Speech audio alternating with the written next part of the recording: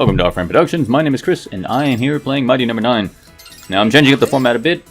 Very much like old school Mega Man, once you actually know the stage, these things can go by pretty fast. So, rather than do a blind playthrough, we'll just kind of go through the stage, and I'll tell you about what I think about the stage. Because, let's be honest, everybody seems to give hate for this game. I don't seem to have that hate, at least not yet. But we'll go through. All right, so let's get this straight. Let's get this. If you haven't watched any of my other episodes, I backed Mega Man. I backed this Mighty Number 9. All right, I have no problem with this. I have no problem with this. I got the game, and I paid for exactly what I wanted. I wanted Mega Man. Now, this area for whatever reason is pretty dark. I'm curious about this game. I'm curious about this part because when you defeat a boss, when you defeat a mighty number, which is what they're called in this game, the enemies actually appear in the stage to kind of alter it to help you. All right. I've only defeated Pyro in this playthrough, so so Pyro actually will appear later in the stage to help you out, or at least show you a few things and alter something to help you. Now, again, this is my first playthrough, so I haven't beaten like Dino or Seismic or whatever the other ones are first, and come here and fought Cryo. But that I digress. It's like I'm assuming once like if you were to come after beating another character, you'll get something. You'll get a different type of interaction, possibly in the darker areas. You can see, but it doesn't matter. Once you know the map, you can kind of avoid most of the traps, and it's just whatever. Now, I will say, the stage themselves are somewhat linear, but you have to remember, when they created Mega Man games, if you remember the very first Mega Man game, those games they themselves were too linear. Now, yes, there was it's a long time ago, but when you have a new game, you have to build up all your assets. Right? Once they made Mega Man 2, they could use those assets again. When they made Mega Man X, they had to start the assets, but they had backing.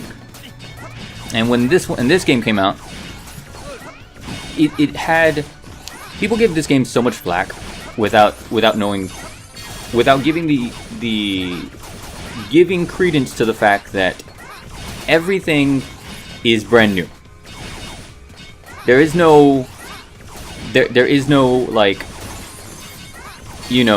Mighty Number 9 asset manager that they can basically go through and say, all right, so we'll have a base for Beck, we'll have a base for Call, we'll have a base for everything. When they did this Kickstarter, they pretty much touted it as a spiritual successor to Mega Man, and it's exactly what this game is. Is it Mega Man? No. Is it very Mega Man like? Yes, that's the point of a spiritual successor. But again, I digress. If you hate this game already, anything I say here is not going to change your mind. So let's talk about what we see here. Backgrounds themselves, there's a lot of layers, and if you're not paying attention, if you're not used to things like this, kind of mess with your depth perception. But I've never had me personally, I didn't have a problem with it. And again, part of the stage alters, depending on which robot master, which mighty number you defeat. So, we'll leave it at that. And it works. Now, everybody hates a goddamn ice stage because a goddamn ice stage is whatever. Another major difference between this game and another Mega Man like game is, as of yet, I haven't found a way to actually upgrade myself. In Mega Man X, you could upgrade yourself by finding the capsules. Well, there seem to be, I've run across hidden objects before that I need to come back with the same with a different weapon, but as of yet, I haven't found such thing. Still, the boss, the enemy itself, the enemies themselves are kind of you know, they're robots. Like, what would you kind of expect? Right? You have free reign to make anything, and you make a robot. No. This dude's a little trash can. Actually, I think he's a recycling bin. Pretty cool. But yeah. So okay, so here, right here, I'm gonna change up. My my weapon. No, actually, before this comes up, I'm gonna show you the very Mega Man-like death that everybody goes through. See here? Spikes. Fuck spikes. All right, man. They can suck a dick. They can die. They can die in a fire. So, okay, I will give you this game one major detraction. You see that little dude, that little bunny robot thing? It's a helper. If you die, they tend to come up and help you. I don't like that. I like my games challenging. I like them with a level of difficulty that challenges me. Now this game is just as of right now. Again, I have no problem with this game. For the price of, and again, mind you, the price is only $20. For the price of the game, I get $20 worth of entertainment.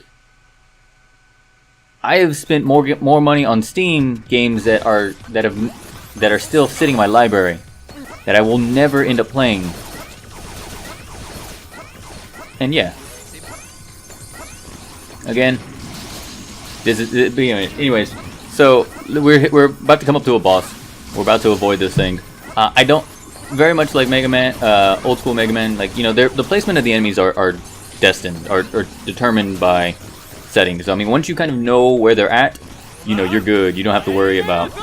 You can kind of like learn to avoid them. All right, now so Cryo here is she's pretty cool. I put on the French language and it just seemed to fit. Her language just seems to fit. I mean, I find fun in the weird stuff. So crazy frozen French lady is kind of cool. Now I don't know this enemy's weakness, because they're one of the boss's weapons will leave her weak and she'll take more damage. All right. Well, I don't know what it is. So for now, I'm just going to use this because I need to get a lot of quick attacks in to take her out. Now, if you see here, what I'm doing is I'm actually staying around mid-range from her. That way, if she shoots above my head, I can move forward, and if she shoots in front of me, you know, I can just kind of stay where I'm at.